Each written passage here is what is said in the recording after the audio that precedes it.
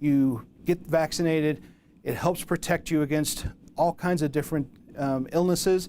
You hope you never need it, but it's there in case you do. Data from the state shows 9 in 10 Colorado students are vaccinated for preventable diseases, from the mumps to tetanus, even chickenpox. But here in Denver, that vaccination compliance rate drops. With the 22-23 school year, Denver Public Schools was over 82% in compliance with our vaccination rate. Scott Pribble with Denver Public Schools says part of that low compliance number comes from not all of the data getting to the state on time, but another bigger piece of the puzzle comes from migrant children joining DPS who are missing or behind on some shots. We are finding that there are some people who come to our country that they come from a place where varicella or other vaccinations are not required.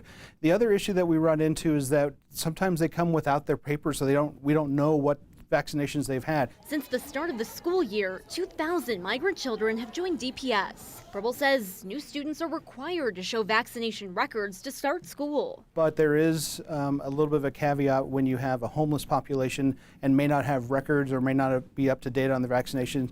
And our migrant population can fit into that because they're living in temporary shelters or still in between housing. According to Denver Health, varicella or chickenpox is one of the illnesses their providers have diagnosed recently in some migrant families. Denver Human Services says they're monitoring 16 cases of chickenpox across migrant shelters, including 10 children.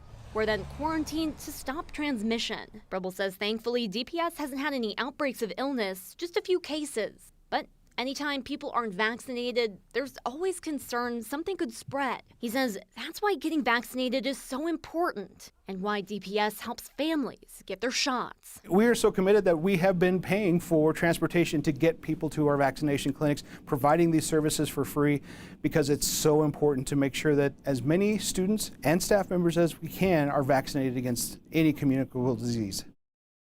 Denver Public Schools has hosted 6 vaccination clinics so far this year to help families and kids get their required vaccinations. And Denver Health is also working to help kids get those shots. This Sunday, they're hosting a free clinic to help migrant children get their vaccination against chickenpox, as well as COVID-19 and flu shots for the whole family. That's from 10 until 3 at the Montbello Recreation Center. We'll have all that info on this web story at 9news.com.